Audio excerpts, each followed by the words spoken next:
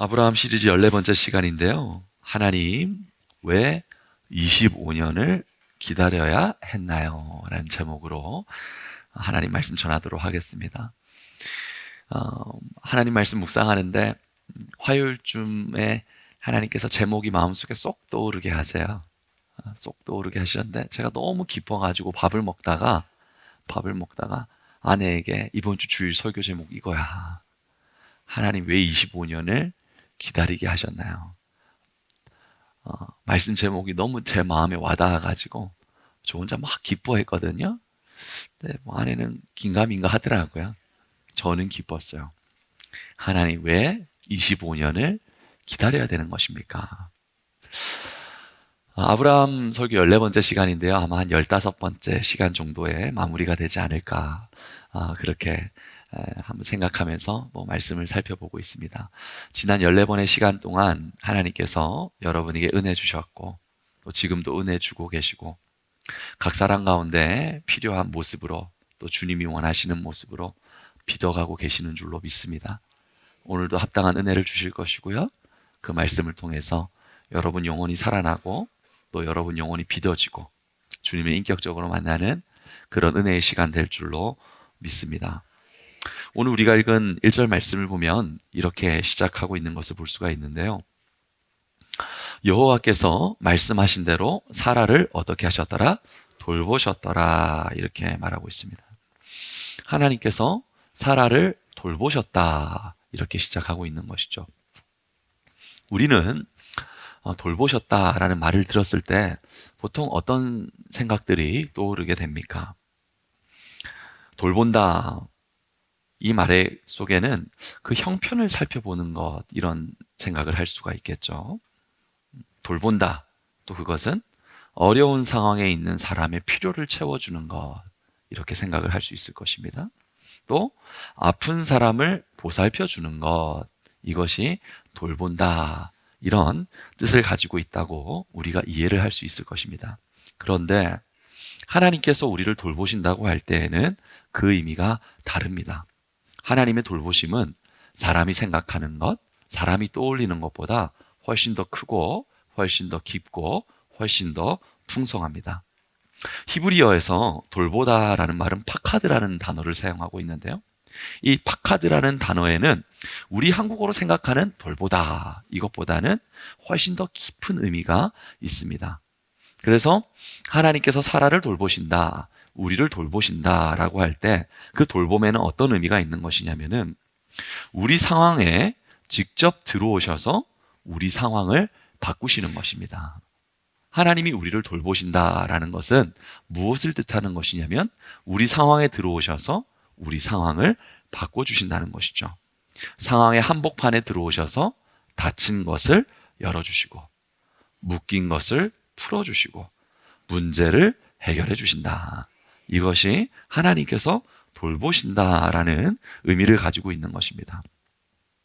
하나님께서 사라를 돌보셨다라고 말씀하셨는데 그것은 사라는 경수가 끊어져서 더 이상 임신의 가능성이 없는 상황이 되었습니다. 그런데 하나님께서 돌보셨다는 것, 그의 상황 속에서 들어가시고 닫힌 문제를 열어주시고 꼬인 문제를 풀어주시고 문제를 해결해 주셨는데 바로 그것이 무엇이냐면 태의 문을 열어주셨고 아들 이삭을 낳게 하셨다는 것이죠.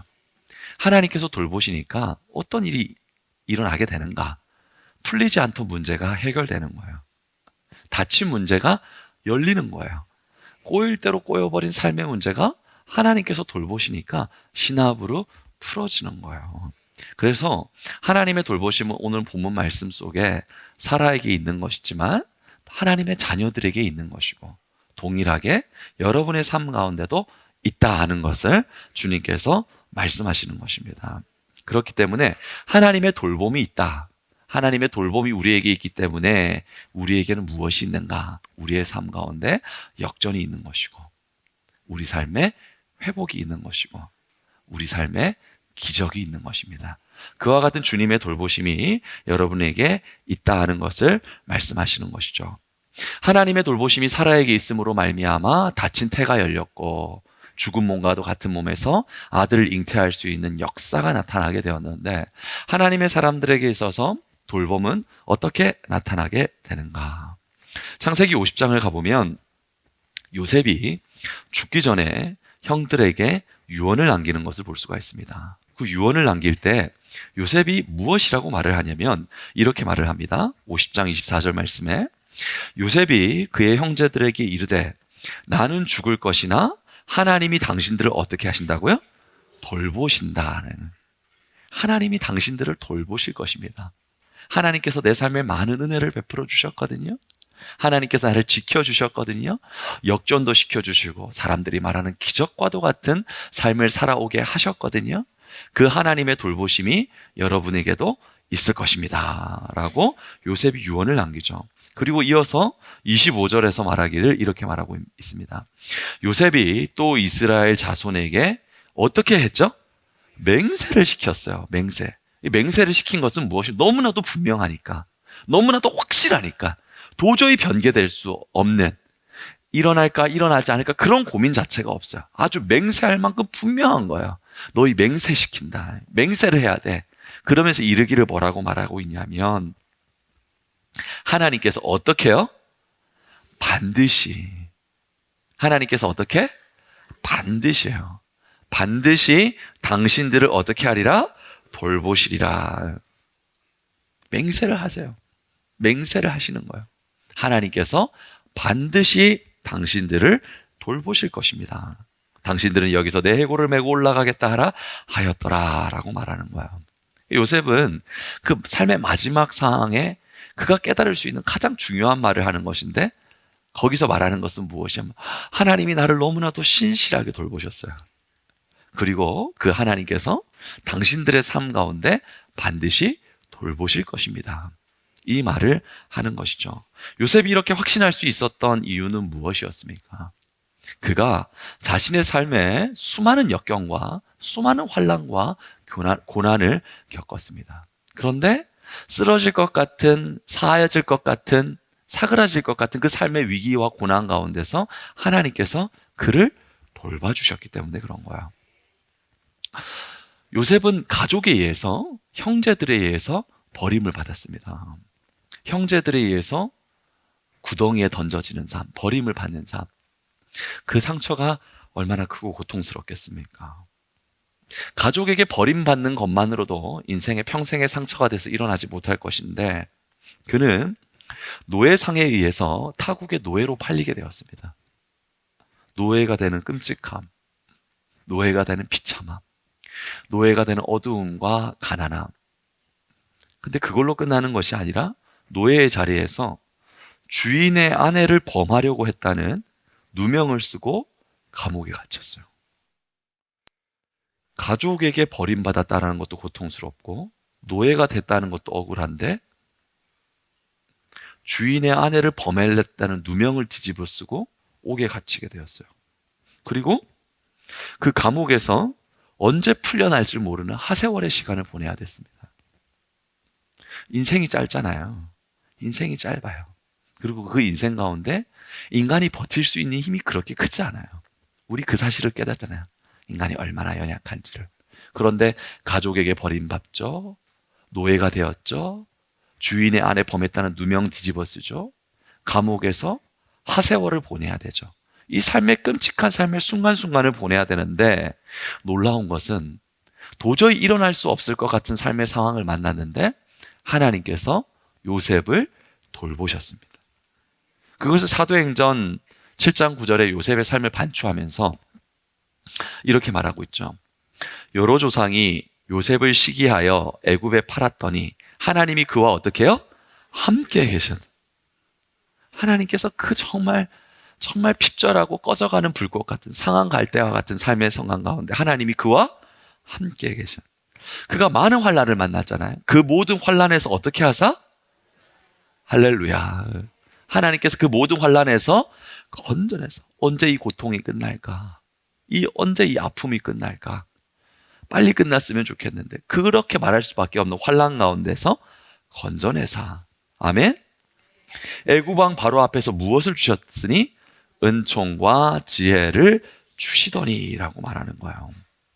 여러분, 하나님께서 요셉을 돌봐주셨어요. 요셉은 철저히 깨달았어요. 내 실력으로 살 수 없는 인생인데 하나님께서 살게 하셨고 하나님께서 나를 돌보셨구나. 그것이 마치 도장이 찍힌 것처럼 분명하구나. 그렇기 때문에 하나님께서 당신들을 돌보실 것입니다. 하나님께서 반드시 여러분을 돌볼 것입니다. 이 말을 할 수 있었다는 것입니다. 하나님의 돌봄은 사라와 요셉에게로만 끝나는 것이 아니라 하나님의 사람들에게 이어지는 것을 볼 수가 있거든요. 구약 성경을 헬라어로 번역한 성경을 70인역이라고 합니다. 그러니까 구약에 기록된 히브리어 문자를 헬라어, 그리스어로 번역한 성경을 70인역이라고 하는 것이죠. 그러니까 오늘 말씀의 하나님의 돌보심, 그것이 히브리어로 파카드라는 말인데, 이 파카드라는 말을 그리스어, 헬라어로 대체할 때 어떤 언어를 사용했냐면 에페스켑 사토라는 단어를 사용했습니다. 구약 속에 나타난 하나님의 돌보심의 풍성한 의미를 신약의 언어로 이 말을 내용을 잘 전달할 수 있기 위해서 어떤 단어를 선정하면 좋을까? 번역의 묘미죠. 성령의 역사함이 있는 것인데 에페스켑 사토라는 단어를 사용하는 거예요. 그러니까 이렇게 되는 거죠.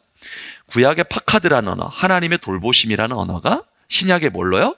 에페스켑 사토라는 이 단어로 대치를 해서 설명을 했다는 거예요. 그래서 신약에서 에페스켑 사토라는 단어가 사용된 것을 보면은 하나님의 돌보심, 하나님의 안아주심, 하나님의 돌보심이 어떻게 나타났는가를 우리가 알 수가 있겠죠. 이 에페스켑 사토라는 말이 어디서 사용되는 것을 보면은 누가복음 7장에서 등장을 하는 것을 알 수가 있어요. 누가복음 7장 무슨 사건 나오죠? 이제 이렇게 물어보면 성도도 은혜 못 받죠. 그래서 그런 건 안 물어요. 저도 갑자기 물어보면 몰라요. 누가복음 7장에서 여러분 나인성 과부 사건이 등장을 하게 됩니다. 나인성 과부 사건이 등장하게 되는데 이 여인이 지금 닥쳐 있는 상황이 어떤지에 대해서 알려주고 있거든요. 누가복음 7장 12절 말씀 이렇게 말하고 있습니다. 성문에 가까이 이르실 때 사람들이 한 죽은 자를 메고 나오니 이는 한 어머니의 무엇이요? 독자요. 그의 어머니는 무엇이라? 과부라. 그 성에 많은 사람도 그와 함께 나오거늘 이렇게 말하고 있어요. 한 여인이 있었는데 독자가 있었어요. 독자 하나밖에 없는 아들이. 생떼 같은 아들이 나보다 먼저 죽었어요.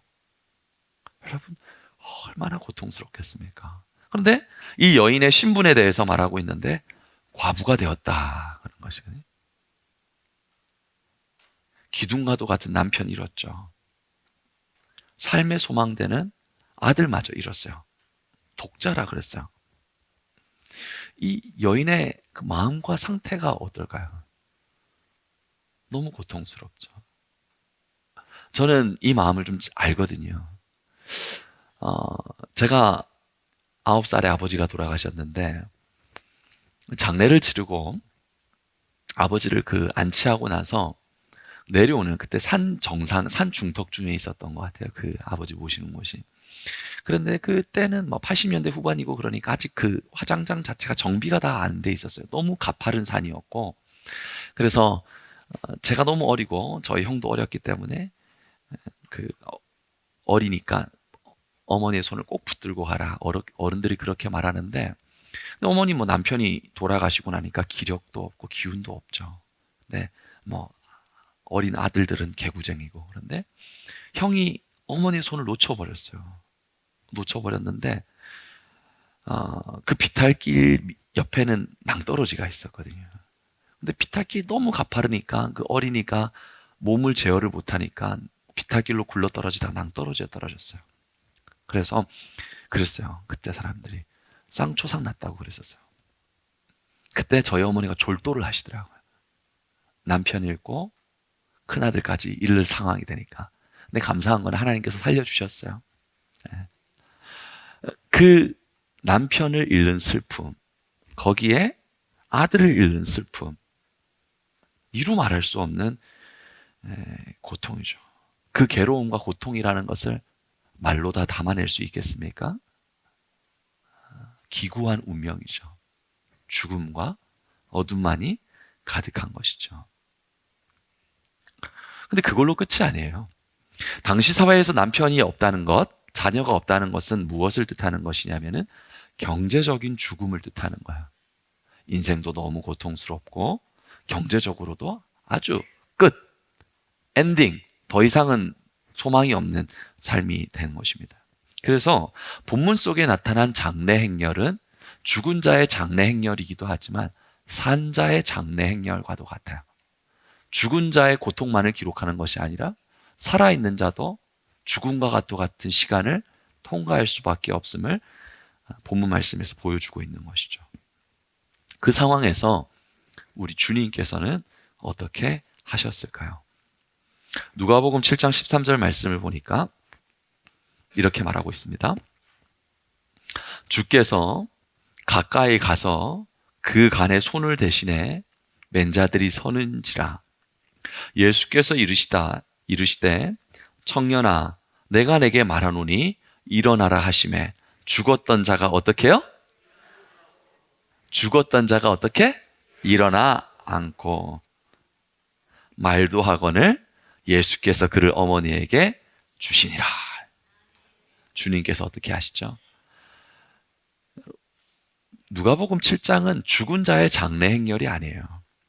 여인에게 포커스를 맞추면 그 여인의 장래 행렬과도 같아요. 그런데 주님께서 죽었던 아들을 살려주시는 거예요. 그리고 그 여인의 삶도 살려주시는 거예요. 고통과 슬픔이 가득한 한 여인의 인생을 역전시켜 주시는 거예요. 회복시켜 주시는 거예요. 아멘. 여러분, 이분이 바로 우리 주님이십니다. 이것을 성경은 이렇게 말하고 있죠. 누가복음 7장 16절 모든 사람이 두려워하며 하나님께 영광을 돌려 이르되 큰 선지자가 우리 가운데 일어나셨다 하고 또 하나님께서 자기 백성을 어떻게 해요? 돌보셨다 하더라. 하나님 돌보신 거예요. 기구한 인생 가운데 들어가셔서 닫힌 문을 열어주시고 꼬였던 문제를 풀어주시고 해결할 수 없는 문제를 풀어주신 거예요. 하나님께서는 그 돌보심이 사라를 돌보시죠. 사라를 돌보시고 요셉을 돌보십니다. 그리고 오늘 본문 말씀에 나타난 나인성 과부를 돌보시는 거예요. 여러분, 주님께서 우리를 돌보시는 것입니다. 그 하나님의 돌봄이 사라를 통과하여서 요셉을 통과하여서 나인성 과부를 통과하여서 지금 여러분에게 임하고 있습니다. 하나님께서 여러분 돌보시는 거예요. 닫혔던 문 열어주시고 막혔던 문 열어주시고 꼬였던 문제 풀어주시고 해결할 수 없는 문제 하나님이 해결해 주시는 거예요. 그것이 바로 파카드 에페스켑사토, 우리말로 하나님이 우리를 돌보심이라. 여러분, 그 주님이 여러분 인생을 붙들고 계십니다. 하나님께서 이와 같은 하나님의 돌보심이 있다는 것을 말씀하셨는데 이 하나님의 돌보심을 주님께서 이 돌보심의 은혜를 언제 베풀어 주느냐? 그것이 베풀어지는 하나님의 때가 있다라고 말하는 거예요. 이 주님의 돌보심, 이 파카드, 에페스케사토라는 이 하나님의 돌보심이 이루어지는 시기가 있다는 것입니다. 여러분, 그러니까 여러분이 믿음의 삶을 살아가고 은혜의 삶을 살아갈 때 하나님의 도움도 필요하고 하나님의 돌보심이 필요한데 그것이 이루어지는 때가 있다는 것입니다. 하나님이 작정하신 때, 하나님이 작정하신 시기, 그때 주의 돌보심이 나타난다는 것이에요. 그것을 오늘 말씀에 어떻게 말하면 2절 말씀을 보면 이렇게 말하고 있죠. 사라가 임신하고 하나님이 말씀하신 무엇이 돼요? 시기가 돼요. 때가 있다라는 거예요. 하나님이 돌보시는데 그 돌봄이 모든 이에게, 자녀들에게 분명히 임하게 되는데 그 돌봄이 임하는 때가 있고 시기가 있다는 것을 주님께서 말씀해 주시는 것입니다. 목사님, 나한테도 있습니까? 이 자리에 계신 분들 중에서 이런 질문을 할 수 있어요. 하나님의 오늘 말씀하시는 그런 돌보심이 저에게도 있습니까? 저는 자신 있게 말할 수 있어요. 요셉이 말하는 것처럼 말할 수 있어요. 반드시 있습니다. 목사님, 언제 있어요? 하나님의 때, 하나님의 시기에 정확하게 이루어지는 것입니다. 하나님의 뜻에 대해서 성경은 이렇게 말해주고 있죠. 이사야서 46장 11절 말씀을 보면 이렇게 말합니다. 같이 읽어봅니다. 내가 말하였은즉 반드시 이룰 것이요 계획하였은즉 반드시 시행하리라. 하나님의 뜻에 대해서 말씀하고 있어요. 주님의 뜻에 대해서 말씀하고 있는데 하나님께서 반드시 이룰 것이다, 반드시 시행할 것이다 라고 말하고 있어요. 여러분을 향한 그 하나님의 돌보심, 하나님의 선한 뜻을 반드시 이루시고 반드시 시행할 것이다 하는 것을 정확하게 말씀하시죠. 민수기 23장 19절 말씀을 보면 이렇게 말합니다. 하나님은 사람이 아니시니 거짓말을 하지 않으시고 인생이 아니시니 후회가 없으시도다. 어찌 같이 읽어볼게요. 말씀하신 바를 행하지 않으시며 하신 말씀을 실행하지 않으시랴. 어찌 실행하지 않으랴. 반문법으로 물어보는 것이지만 그 질문의 답은 뭐예요? 반드시 이루신다는 것이죠. 반드시 하나님의 뜻이 이루어지는데 그 뜻이 이루어지는 때가 있고 시기가 있다는 것을 주님께서 말씀하시는 것입니다. 하나님의 때에 하나님의 돌보심이 분명히 이루어진다. 이것을 주님께서 정확하게 우리에게 알려주기 위하여서, 본 말씀을 통해서 알려주기 위하여서 우리가 읽은 2절 말씀에 사라가 임신하고 하나님이 말씀하신 시기가 되어, 그래, 하나님의 때가 되어 라고 그랬잖아요. 여기서 하나님의 시기라는 히브리어가 뭐냐면 모에드라는 말이에요. 모에드라는 말인데, 이 히브리어 모에드에는 하나님의 시기라는 말도 있는 것이지만 하나님의 때라는 말도 있는 것이지만 그 안에는 어떤 뜻이 함께 포함되어 있냐면 이스라엘의 절기라는 뜻도 포함되어 있어요. 그래서 이스라엘의 절기를 사용할 때 성경에서 모에드라는 단어를 사용을 합니다. 레위기 23장 2절 말씀을 보면 절기에 대해서 이렇게 말을 하거든요. 이스라엘 자손에게 말하여 이르라. 너희가 공포하여 거룩한 집회로 삼을 여호와의 무엇에? 절기에 이러하니라 그랬잖아요. 절기. 여호와의 절기에 무슨 말을 쓰고 있냐면 모에드라는 말을 쓰고 있어요. 그러니까 무엇이냐면 하나님의 절기는 무엇이냐면 하나님의 작정하신 때, 하나님이 작정하신 날, 하나님이 작정하신 시기에 하나님의 선한 뜻이 반드시 이루어질 것이다 라고 말하는 거예요. 주님께서는 하나님의 시기를 말하면서 모에드라는 단어를 사용하면서 우리에게 뭘 말씀하시냐면 하나님의 그 선하신 뜻이 하나님의 때, 하나님의 날에 사라에게 분명히 이루어진 것처럼 우리에게도 이루어지게 된다 하는 걸 말하는 거예요. 여러분, 절기라고 그랬는데 절기는 유월절, 속죄절, 초막절 비롯해서 7가지 절기가 있습니다. 7가지 절기가 있는데 대표적으로 3가지만 살펴본다면 유월절은 무엇을 뜻하는 것이냐면은 내가 유월절 그날에 반드시 너희를 건지겠다라는 뜻을 가지고 있어요. 그러니까 모에드라고 그랬는데 모에드가 하나님의 시기가 되고 하나님의 절기도 되는 것인데 하나님의 정한 날 그 선한 뜻을 분명히 이루겠다. 유월절에 반드시 너희를 건져내겠다라는 뜻을 가지고 있는 것입니다. 속죄일은 무엇을 뜻하는 것이냐면 속죄일에 정한 날에 반드시 내 선한 뜻을 이루어 너희의 죄를 사하겠다라는 그 뜻을 말하는 거예요. 초막절은 무엇을 말하는 것이냐면 초막절 그날을 기념함으로 말미암아 내가 반드시 너희와 함께 할 것이다. 이것을 말씀하시는 것이죠. 하나님의 때, 하나님의 날에 하나님의 선한 뜻이 분명히 이루어지게 될 것이다. 유월절을 한번 살펴볼까요? 유월절은 어떤 날이냐면은 하나님께서 정한 날 어린 양을 잡아서 그 피를 좌우 임방과 문설주에 바르는 날입니다. 그래서 하나님께서 유월절에 대해서 유월절을 앞두고 나서 이스라엘 백성에게 말씀을 주시죠. 어떤 말씀을 주십니까?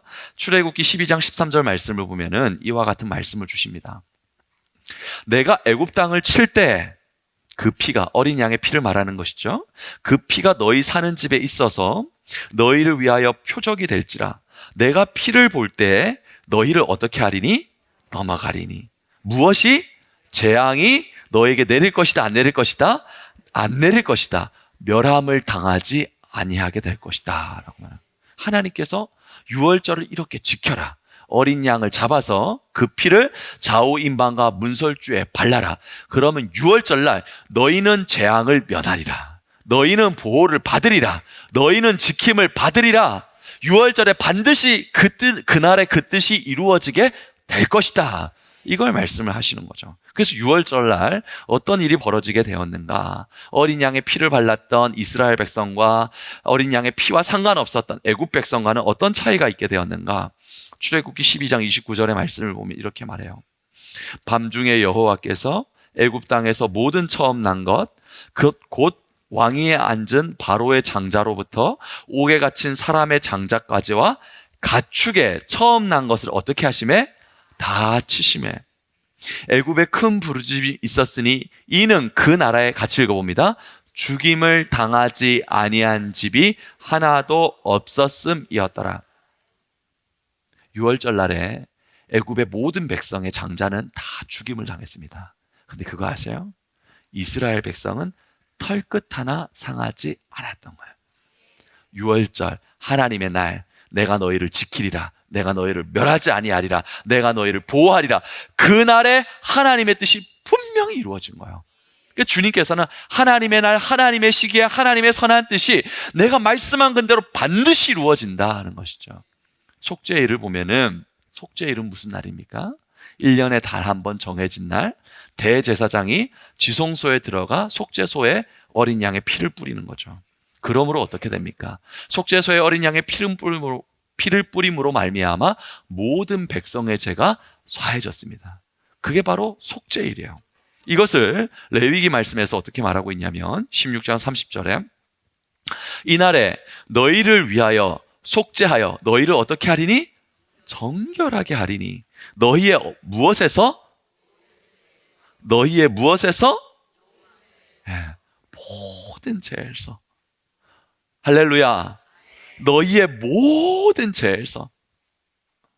우리 아까 장로님 기도하실 때 지난 금요일에 마치 우리가 불 가운데서 꺼져낸 그름이 가득한 흉측한 그런 못난 모습이고 죄로 가득한 모습이고 사단의 고소와 사단의 참소가 틀린 말이 아니지만 주님 말씀하시냐, 내가 선택했는데 내가 붙잡았는데 네가 왜 고발하느냐. 흉측하고 무너지고 다타려버리고 죄밖에 없는 인생이라고 할지라도 내가 붙들어서 내가 새롭게 할 거고 내가 고칠 거고 내가 아름답게 할 건데 네가 왜 그러느냐. 주님 마음이네. 주님 마음이 대속죄일의 표현이 되는데 너희가 모든 죄에서 너희 여호와 앞에 어떻게 되리라? 정결하리라. 정결하리라. 아멘. 정결하게 된 날, 그날이 바로 대속죄일인 거예요. 여러분, 그 주님의 절기 속에서는 무엇이 나타나는 것이냐면 그 주님의 선하신 뜻, 그 주님의 선한 역사, 하나님이 약속하신 그날의 변개함이 없이 정확하게 이루어진다는 것입니다. 그러니까 절기, 모에드, 하나님의 시기를 통해서 우리에게 말씀하시고 싶은 것은 무엇이냐면 주님의 그 선하고 복되고 영광스럽고 아름답고 좋은 뜻이 하나님의 때에 변개함이 없이 늦지 않고 분명하게 이루어진다는 것을 우리에게 말씀하시는 것이죠. 사라에게 하나님의 때에 하나님의 뜻이 이루어졌습니다. 아멘. 요셉에게 하나님의 때에 하나님의 뜻이 이루어졌습니다. 나인성 과부에게 하나님의 때에 하나님의 뜻이 이루어졌습니다.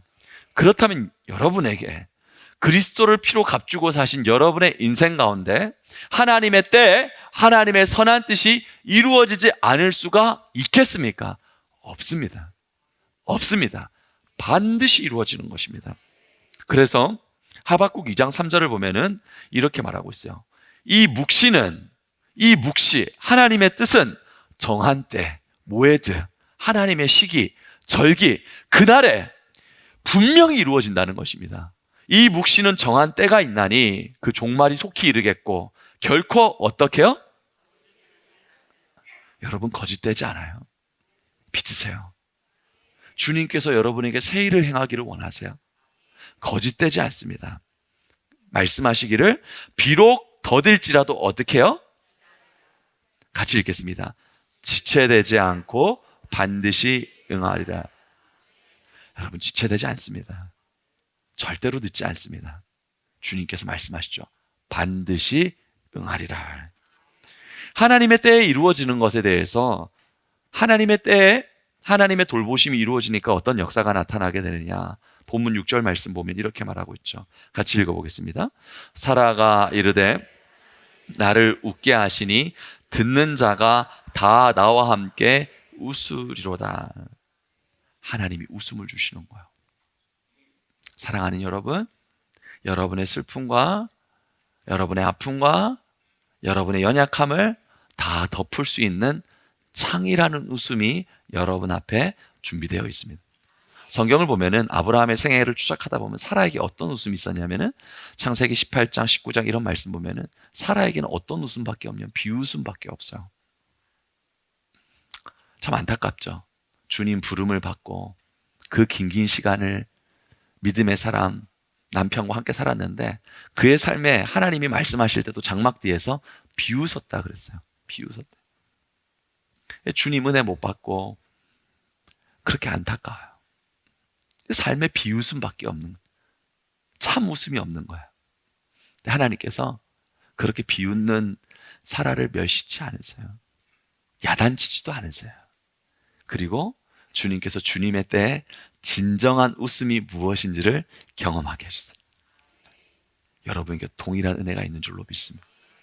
하나님의 때, 하나님의 날, 하나님께서 우리에게 웃게 하신 하나님. 6월절 그 절기에 주님의 정한 날에 주님의 뜻을 이루어 주셨잖아요. 속죄일 주님의 정한 날 하나님의 뜻을 이루어 주셨잖아요. 사라와 요셉과 나인성 가부의 정한 때에 하나님의 돌보심을 이루어 주셨잖아요.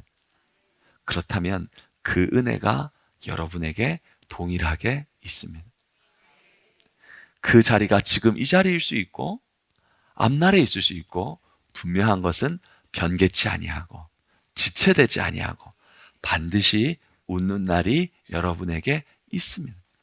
여러분 이게 믿어지잖아요. 이게 믿어지면 지금 웃게 돼요. 이게 믿어지면은 지금 웃게 됩니다. 왜냐하면 주님 웃게 하실 거니까. 주님의 때 분명히 이루어 주실 거니까. 절기를 단 한 번도 변개치 않으신 하나님께서 반드시 이루어질 거니까.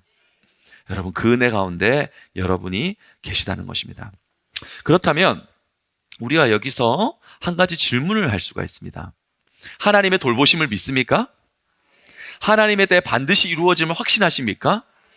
그런데 질문할 수 있죠. 그런데 하나님 왜 25년을 기다려야 되는 거예요? 어차피 주님이 하실 것이고 주님의 때에 주님이 이루실 것인데 왜 25년이라는 시간을 필요로 하는 것입니까? 하나님, 아브라함을 부른 직후에 아들을 주실 수 있잖아요. 그리고 창세기 15장 사건 속에서 하나님 아들을 주실 수 있잖아요. 왜 굳이 25년이라는 긴 시간을 기다리게 하시고 아파하게 하시고 그 과정을 통과하게 하시는 것입니까? 여러분 우리도 마찬가지 아닌가요? 지금 이 자리 앉아 계신 분들 다들 어느 한 분 빠짐없이 인고의 시간과 아픔의 시간 통과하지 않는 사람 누가 있어요? 아무도 없어요. 모든 사람은 인고와 아픔의 시간을 통과하고 있습니다. 하나님 왜 그렇게 하셔야 되는 거죠? 왜 25년을 통과해야 되는 것일까요? 아브라함 설교를 마무리하고 있는 시점에서 아브라함의 삶을 반추해 본다면 창세기 12장에서 아브라함이 애굽에서 아내를 누이라고 속이죠. 누이라고 아내를 누이라고 속이는 것입니다. 거기서 무엇을 볼 수 있냐면 아브라함은 자신의 삶을 보호하기 위해서 무엇이 발동되냐면 자기 지혜가 나오게 돼요. 내 삶을 내가 지켜야 되니까 내 삶을 보호하기 위해서 내 지혜를 발휘하기 시작하죠. 근데 내 지혜를 발휘하기 시작하니까 무엇이 되냐면 거짓말이 나오는 거예요. 내 삶을 내가 지키기 위해서 내 지혜를 발휘한다? 그런데 일이 지나고 보니까 그 거짓말로 인해서 내 지혜 때문에 더 어려움을 겪고 그 어려움 속에서 내가 풀 수 없는 문제 가운데 하나님 보호하심을 경험하게 되는 것이거든요. 창세기 12장 17절에 이렇게 기록하고 있죠. 같이 읽어볼까요? 하나님이 큰 재앙으로 바로와 그 집을 치셨더라. 문제는 아브라함이 다 만들어냈어요. 사고는 아브라함이 다 쳤어요. 그런데 하나님께서 그 문제를 덮어주시는 거예요. 그 후에 아브라함이 깨달아요. 무엇을 깨닫냐면은 내가 내 삶을 보호한다고 되는 게 원고 보셨어요? 설교 원고? 아니, 설교 이거 다 권사님들 드렸나? 어떻게 그렇게 원고 있는 말 그대로 따라하세요? 대단, 영역 있으시네. 야, 우리 성원교회 성도들 대단해요. 복 주실 줄로 믿습니다. 내가 내 삶을 보호한다고 되는 게 그거 깨닫는 거예요. 내가 앞선다고 되는 게 아니구나. 결국 하나님이 보호하시는구나. 이거 깨닫는 거예요. 창세기 16장을 가보면 아브라함이 첩 하가를 통해서 이스마엘을 낳게 되거든요. 하나님 기다리다가 너무 지쳐서 뭐냐면 하나님 일하심보다 내가 앞서는 거예요. 하나님이 일하시는 게 아니라 내가 앞서서 일하는 거예요. 내가 앞서서 일했는데 하나님 일하시지 않는 것 같으니까 뭐라도 해야 될 거 아니에요. 내가 앞섰단 말이에요.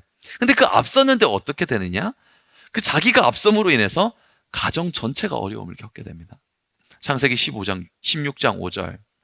사레가 아브라함에게 이르되 내가 받는 뭐는? 좀 앞장서서 일해보려고 그랬는데 아내가 모욕당하는 일이 생기게 돼요. 당신이 받아야 옳도다. 내가 나의 요종을 당신의 품에 두었거늘 그가 자기의 임신함을 알고 나를 뭐하니? 멸시. 가정에 모욕이 임하고 가정에 멸시가 임해요. 뭐 깨닫는 거예요? 내가 앞선다고 되는 게 아니구나. 여기도 원고를 다 보셨나 보다. 내가 앞선다고 되는 게 아니구나. 내가 앞서면 오히려 일을 야, 대단하시다. 이거 어떻게 이거 맞죠? 야, 일부 예배 때도 어떤 분 맞추시던데 저는 원고를 비공개하거든요. 원고 노출시키면 여러분 은혜 못 받을까 봐. 아니, 뭐 쓸데없는 말이고요. 내가 앞서면 오히려 일을 그르치구나. 이거 깨닫는 거예요. 그거 깨닫는 거예요. 창세기 20장을 가면은 아브라함이 애굽에서 아내를 누이라 속였던 실수를 또 저지르는 것을 볼 수가 있습니다. 그랄 왕 아비멜렉 앞에서 사라를 아내를 또 누이라고 속여요. 같은 일의 반복이죠. 왜냐하면 두려움이 닥쳐오고 그 두려움 앞에서 내가 무너질 것 같으니 내 삶이 무너질까? 내 지혜와 내 방법이 발동이 되는 거예요. 그 아브라함의 마음에 대해서 말하고 있는데 창세기 20장 11절을 보면은 아브라함이 이르되 이곳에서는 하나님을 두려워함이 어떻게?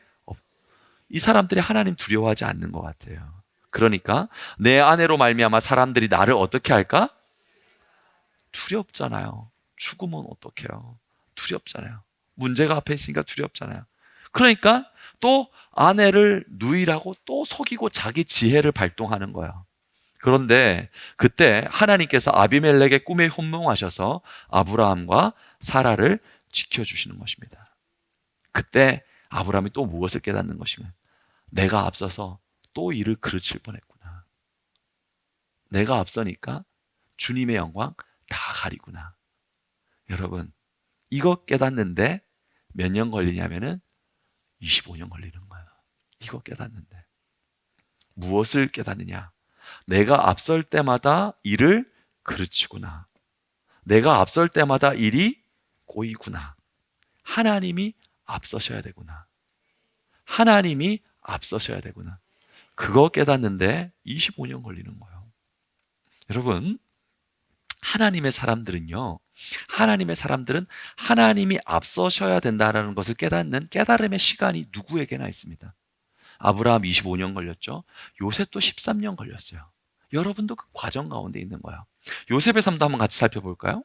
요셉도 그의 삶 가운데 그가 하나님께 택함을 받지만 그의 인생 가운데 하나님이 앞서셔야 되구나라는 것을 그 생애를 통해서 깨닫는 시간이 필요했던 거예요. 요셉은 17살에 하나님께 꿈을 받습니다. 해와 달과 별이 내게로 절하는, 그를 통하여서 하나님께서 큰 역사를 이루실 거라는 꿈을 받아요. 근데 그 꿈을 받고 나서 그 꿈을 받은 직후에 형들에 의해서, 가족에 의해서 구덩이에 버려지게 되죠. 노예로 팔리게 되죠. 누명 뒤집어 쓰게 되죠. 그리고 감옥에 갇히게 돼요. 그 시간이 총 몇 년이냐면 13년의 시간이었습니다. 근데 그 13년의 시간 동안 나의 지혜와 나의 능력으로 그 문제를 해결해 보려고 몸부림을 쳤었던 거예요. 그것이 어디에 나오냐면은 창세기 41장 14절 말씀을 보면은 요셉이 술 맡은 관원장의 꿈을 해석해주고 이런 부탁을 합니다. 어떤 부탁을 하냐면 당신이 잘 되거든 나를 어떻게 해요? 생각해. 당신 내가 이렇게 잘해줬으니까 당신 잘 되면 나 좀 생각해줘요. 내게 은혜를 베풀어서 내 사정을 바로에게 아래요. 이 집에서 나를 어떻게 해요? 당신이 말 좀 잘해서 나 좀 건져줘요. 당신이 말 좀 잘해서 이 일 좀 성사되게 해주세요. 이거 말하고 있는 거야. 나는 히브리 사람의 땅끝에서 끌려온 자요 여기서도 옥에 갇힐 일은 행하지 아니하였나이다. 그러니까 당신이 나가서 당신 나갈 것 같으니까 다시 술 맡은 관원장의 지위를 회복할 것 같으니까 왕 옆에 가서 내가 이런 지혜도 있고 이런 능력도 있고 날 억울한 일 당해서 이렇게 갇혀있으니까 나 좀 풀어줘요. 이 얘기 좀 해줘요. 사람에게 부탁을 하는 거야. 사람이 문제를 해결할 수 있는 줄 알고 사람이 움직일 수 있는 줄 알고 사람이 힘을 모으고 사람이 높은 사람 옆에 가면 내 인생이 좀 풀릴 줄 알고 꼬여있던 그 부탁을 하는 거야. 근데 하나님께서 하나님의 사람이잖아요. 어떻게 하시는가를 볼까요? 어떻게 하시냐면은 창세기 40장 23절 말씀 같이 읽어보겠습니다. 술 맡은 관원장이 요셉을 기억하지 못하고 그를 잊었더라. 깨끗하게 잊어버리게 하는. 야, 여러분 그거 아셔야 돼요. 사람 마음에 떠오르게 하는 것도 하나님 떠오르게 하시는 거. 요셉의 13년 동안 하나님 철저히 빚는 것은 무엇이냐면 네 억울함을 해결해 주는 것, 네 인생의 문제를 해결해 주는 것, 네 인생의 꼬임을 풀어주는 것, 그거 사람이 하는 거 아니야. 내가 하는 거야. 그것 깨닫는데 13년 걸린 거예요. 그래서 요셉이 이걸 철저히 깨닫게 되니까 이건 뭐 술 맡은 간원장 뭘로도 되는 게 아니고 그러니까 하나님이 하셔야 되는 걸 철저히 깨달을 때 하나님께서 요셉을 옥에서 풀어주시거든요. 그리고 그 요셉의 입술의 말 가운데 어떤 말이 나오는 걸 보냐면 창세기 41장 16절을 보면 요셉이 바로 앞에서 이렇게 대답을 해요. 요셉이 바로에게 대답하여 이르되 같이 읽어봅니다. 내가 아니라 하나님께서 여기까지요. 여러분 다시 볼게요. 내가 아니라 누구께서 이거 깨닫는데 13년 걸리는 거예요. 내가 아니라 누구께서 이거 깨닫는데 25년 걸리는 거예요. 하나님께서 당신에게 편안한 대답하실 거예요. 하나님 하실 거예요. 하나님 응답하실 거예요. 하나님이 하십니다. 여러분 이 말 되게 쉽죠? 그런데요 여기에 영혼이 실리고 믿음이 실리기에는 25년, 13년이라는 인고와 기다림과 깨어짐과 회복함의 경험을 통과해야 되는 것입니다. 여러분 주님께서 하나님이 하십니다. 하나님이 하십니다. 하나님 하실 거예요. 하나님 역사하십니다. 여기 영혼이 담기는 시간이 아브라함에게 25년, 요셉에게 13년, 지금 여러분에게 그 과정을 통과하게 하시는 거예요. 그래서 성경에 이 과정을 통과하고 있는 우리의 과정에 대해서 설명을 해주시기를 이렇게 말씀하시는 거죠. 신명기 8장 3절. 너희를 낮추시며 너희를 줄이게 하시며 또 너도 알지 못하며 내 조상들도 알지 못하던 만나를 내게 먹이신 것은 사람이 떡으로만 사는 것이 아니요. 같이 있습니다. 여호와의 입에서 나오는 모든 말씀으로 사는 줄을 내가 알게 하려 함이니라. 여호와의 입에서 나오는 모든 말씀으로 사는 줄을 알게 하려 하심이니라. 하나님의 입에서 나오는 모든 말씀으로 사는 삶이 형통한 삶인 줄을 깨닫게 하심이니라. 여러분 이것을 여러분에게 좀 더 듣기 편하게 여러분 마음에 와닿게 말씀을 드릴게요. 여호와의 입에서 나오는 모든 말씀으로 살아간다는 것이 무엇을 말하냐면은 그때부터 하나님 말씀이 들리기 시작하는 거예요. 여러분 듣는다고 다 듣는 게 아니에요. 귀로 듣는 사람이 있고 영혼으로 듣는 사람이 있습니다.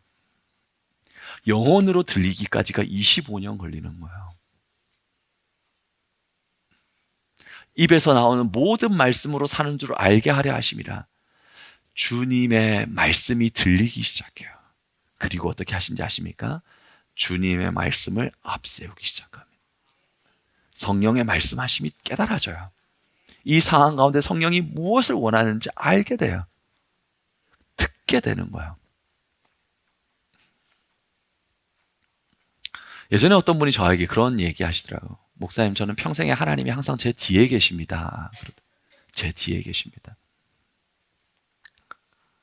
뒤에 계시니까 하나님이 보이지 않죠.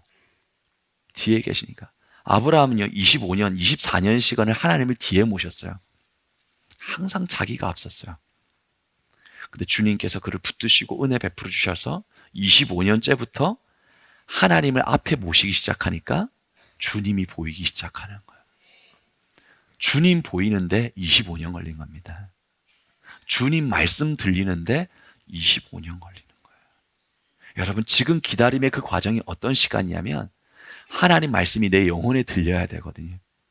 주님이 내 앞에 있다는 걸 영혼의 눈으로 볼 수 있어야 되거든요. 그거 만들어지는 시간이에요. 성경 볼까요? 신명기 31장 8절 말씀을 보면 이렇게 말하고 있다고요.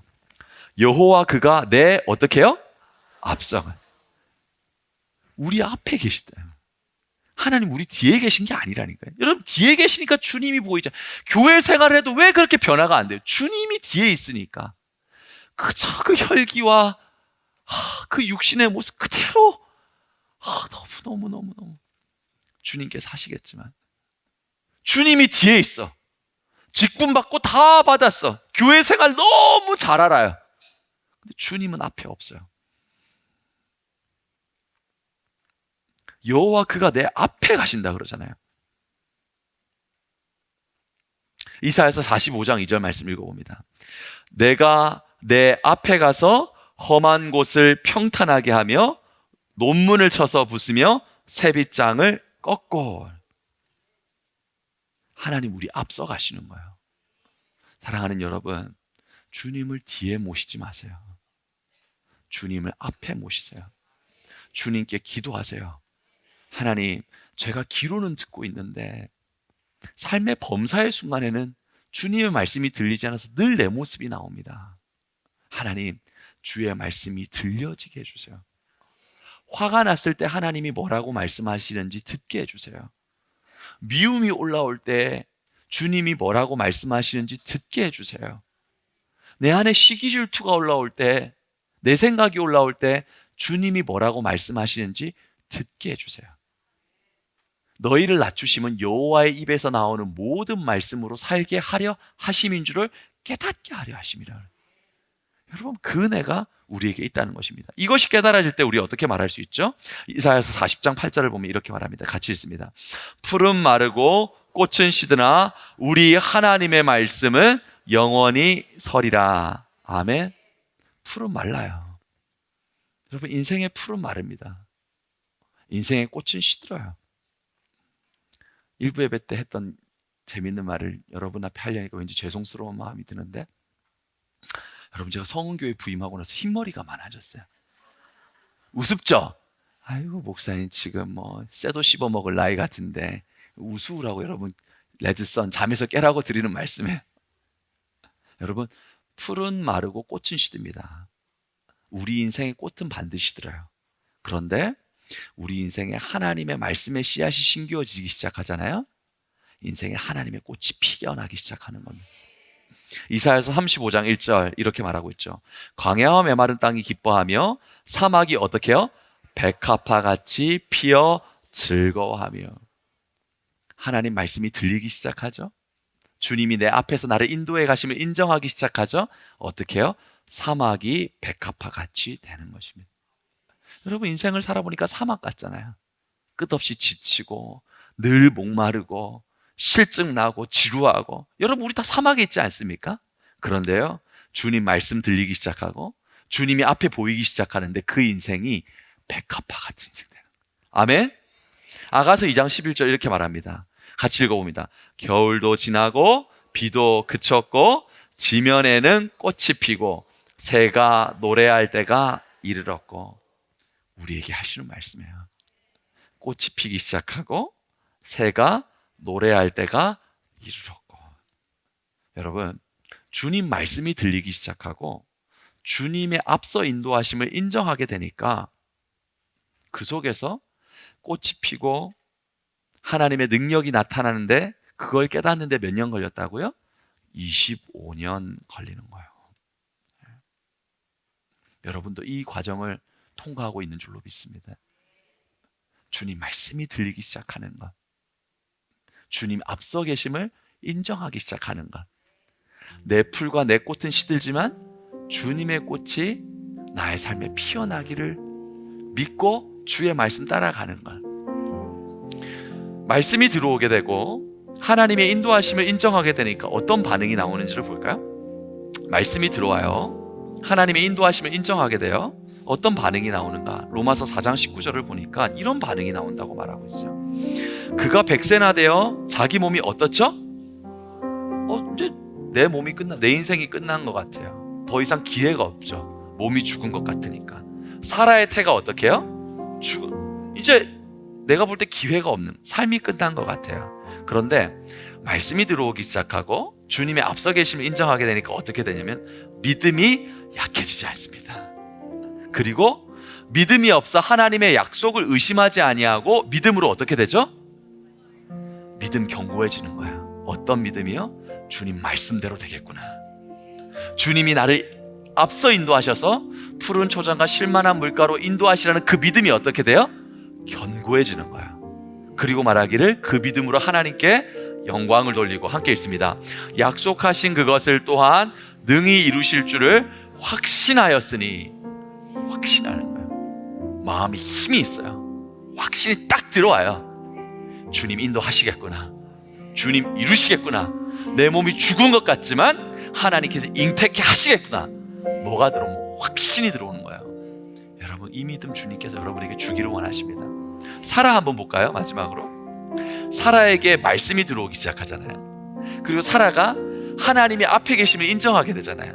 그 여인에게 나타난 변화가 어떤 변화가 나타나냐면 히브리서 11장 11절, 믿음으로 사라 자신도 나이가 많아 단산하였으나, 그러니까 나이가 많으니까 내 몸이 죽은 것 같잖아요. 그런데 믿음이 들어오기 시작하잖아요. 말씀이 들어오기 시작하고 하나님 앞서 계시는 게 보이니까 어떤 힘이 생겼냐면은 잉태할 수 있는 힘이 생겼다. 기적을 일으킬 수 있는 힘이 생긴 거예요. 사랑하는 여러분, 주님께서 여러분에게 기적을 일으킬 힘을 주십니다. 주님의 말씀이 들리는 믿음의 백성들 될 수 있길 축원합니다. 여러분, 여러분이 앞서지 마세요.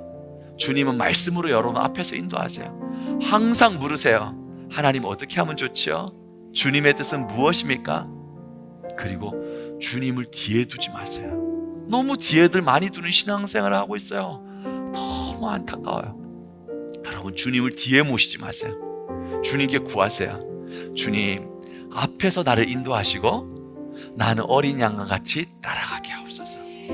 그 믿음이 되니까 확신하는 믿음이 되고 잉태하는 힘, 기적을 일으키는 힘이 생기게 되었더라. 여러분, 이 힘 가지고 살기를 축원합니다. 여러분, 늙어도 진액이 풍성하다 그랬어요. 이 힘을 가지고 살아갈 수 있는 모든 믿음의 백성 될 수 있기를 축원합니다. 말씀 생각하시면서 다 같이 자리에서 일어나서 함께 찬양하겠습니다.